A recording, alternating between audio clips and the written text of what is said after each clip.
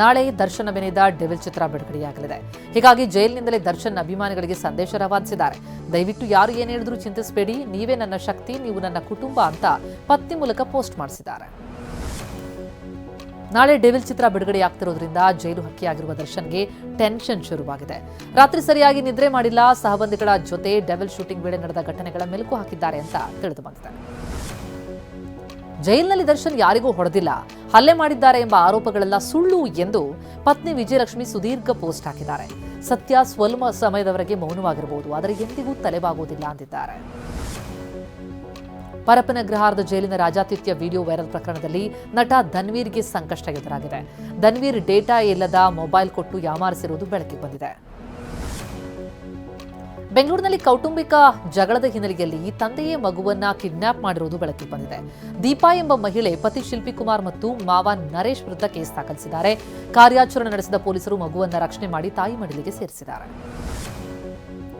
ಕಾರವಾರ ಜಿಲ್ಲಾ ಕಾರಾಗೃಹದಲ್ಲಿ ಮತ್ತೆ ರೌಡಿಗಳು ಪುಂಡಾಟ ನಡೆದಿದ್ದಾರೆ. ಮಾದಕ ವಸ್ತು ಕೊಡ್ಲಿಲ್ಲ ಅಂತ ಕಬೀರ್ ಮತ್ತು ನೌಶಾದ್ ಎಂಬುವರು ದಾಂಧಲೆ ಮಾಡಿದ್ರು. ಜೈಲಿನಲ್ಲಿದ್ದ ಟಿವಿ, ಹಲವು ವಸ್ತುಗಳನ್ನು ಪುಡಿ ಮಾಡಿದ್ದಾರೆ. ಬೆಂಗಳೂರಿನಲ್ಲಿ ನಡು ರಸ್ತೆಯಲ್ಲಿ ಕೇಕ್ ಕತ್ತರಿಸಿ ರೌಡಿ ಶೀಟರ್ ಹುಟ್ಟುಹಬ್ಬ ಆಚರಿಸಿಕೊಂಡಿದ್ದಾನೆ. Rowdy sheeter Ajay Kumar alias Chinni birthday ಆಚರಿಸಿಕೊಂಡು ಸೋಷಿಯಲ್ ಮೀಡಿಯಾದಲ್ಲಿ ಆ ವಿಡಿಯೋ ಹರಿಬಿಟ್ಟಿದ್ದಾನೆ. ಕೊಪ್ಪಳದಲ್ಲಿ ಶಾಲಾ ಮಧ್ಯಾಹ್ನದ ಬಿಸಿಯೂಟದಲ್ಲಿ ಹುಳ ಪತ್ತೆಯಾಗಿದೆ. ಬಿಸರಹಳ್ಳಿಯಲ್ಲಿರುವಂತಹ ನೃಪತುಂಗ ಪ್ರೌಢಶಾಲೆಯಲ್ಲಿ ಘಟನೆ ನಡೆದಿದೆ. ಅನ್ನದಲ್ಲಿ ಹುಳು ಕಂಡ ಬಳಿಕ ಶಾಲಾ ಸಿಬ್ಬಂದಿಯನ್ನು ಗ್ರಾಮಸ್ಥರು ತರಾಟೆಗೆ ತೆಗೆದುಕೊಂಡು ಮಾಡಿದ್ದಾರೆ. ಚಿಕ್ಕಮಗಳೂರು ಜಿಲ್ಲೆಯ ಮುತ್ತೋಡಿ ಭದ್ರಾ ಹುಲಿ ಸಂರಕ್ಷಿತ ಅರಣ್ಯದಲ್ಲಿ ಕಾಡಾನೆಯ ಹಿಂಡೆ ಪ್ರತ್ಯಕ್ಷ ಆಗಿದೆ. ಜನವಸತಿ ಪ್ರದೇಶದಲ್ಲಿ ಸಂಚರಿಸ್ತಾ ಇರುವಂತಹ 25ಕ್ಕೂ ಹೆಚ್ಚು ಆನೆಗಳ ಗುಂಪು ಗ್ರಾಮಸ್ಥರಲ್ಲಿ ಆತಂಕ ಉಂಟು ಮಾಡಿದೆ. ಚಿಕ್ಕಮಗಳೂರಿನ ಶೃಂಗೇರಿಯ ಕೆರೆಕಟ್ಟೆ ಸುತ್ತಮುತ್ತಲಿನ ಗ್ರಾಮದಲ್ಲಿ ಕಾಡಾನೆಗಳ ಉಪಟಳ ಹೆಚ್ಚಳವಾಗಿದ್ದು, ಸಾಲ ಮಾಡಿ ಬೆಳೆದ ಭತ್ತ, ಅಡಿಕೆ ಬೆಳೆ ನಾಶ ಆಗ್ತಾ ಇದೆ. ಕಾಡಾನೆಗಳ ಸೆರೆಯಾಗಬೇಕು ಅಂತ ರೈತ ಮಹಿಳೆ ಕಣ್ಣೀರಿಟ್ಟಿದ್ದಾರೆ. ತುಮಕೂರಿನ ಗುಬ್ಬಿ ಪಟ್ಟಣದಲ್ಲಿ ನರಿ ಪ್ರತ್ಯಕ್ಷ ಆಗಿದೆ. ಆಹಾರ ಅರಸಿ ಕಾಡಿನಿಂದ ನಾಡಿಗೆ ಆಗಮಿಸಿದ ನರಿ ಬೀದಿ ನಾಯಿಯ ಹಾವಳಿಗೆ ಬೆದರಿ ಮನೆಯ ಕಿಟಕಿ ಮೇಲೆ ಅವಿತು ಕುಳಿತಿತ್ತು. ರಕ್ಷಣೆ ಮಾಡಿದ ನಂತರ ಕಾಡಿಗೆ ಬಿಡಲಾಗಿದೆ. ಕೋಲಾರದಲ್ಲಿ ಕುಖ್ಯಾತ ಮನೆಗಳ್ಳರನ್ನ ಬಂಧಿಸಲಾಗಿದೆ.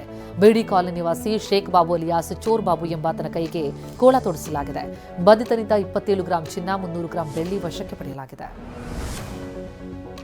ಇವತ್ತು ಕೂಡ ಕೆಂಪೇಗೌಡ ಏರ್ಪೋರ್ಟ್ನಲ್ಲಿ ಇಂಡಿಗೋ ವಿಮಾನಗಳ ಹಾರಾಟ ರದ್ದಾಯಿತು. 58 ವಿಮಾನಗಳ ಹಾರಾಟ ಕ್ಯಾನ್ಸಲ್ ಆಗಿದೆ. ಏರ್ಪೋರ್ಟ್ನಿಂದ ನಿರ್ಗಮಿಸಬೇಕಾಗಿದ್ದ 26 ವಿಮಾನ ಮತ್ತು ಆಗಮಿಸಬೇಕಾಗಿದ್ದ 32 ವಿಮಾನ ರದ್ದಾಗಿದೆ. ಇಂಡಿಗೋ ವಿಮಾನ ಬಿಕ್ಕಟ್ಟು ಬೆನ್ನಲ್ಲೇ ನಾಗರಿಕ ವಿಮಾನಯಾನ ಸಚಿವಾಲಯ ಕಠಿಣ ಕ್ರಮ ಕೈಗೊಂಡಿದೆ. ಇಂಡಿಗೋ ವಿಮಾನಗಳ ಹಾರಾಟದಲ್ಲಿ 10% ಕಡಿತಗೊಳಿಸುವಂತೆ ಆದೇಶಿಸಿದೆ. ಇದರಿಂದ ಇಂಡಿಗೋಗೆ ಕಡಿವಾಣ ಹಾಕುವುದಕ್ಕೆ ಮುಂದಾಗಿದೆ. ದೇಶದ ಎಲ್ಲಾ ಸರ್ಕಾರಿ ಶಾಲೆಗಳಲ್ಲಿ ಒಂದೇ ಮಾತರಂ ಹಾಡೋದನ್ನು ಕಡ್ಡಾಯಗೊಳಿಸಬೇಕು ಅಂತ ರಾಜ್ಯಸಭಾ ಸದಸ್ಯೆ ಸುಧಾಮೂರ್ತಿ ಒತ್ತಾಯಿಸಿದ್ದಾರೆ.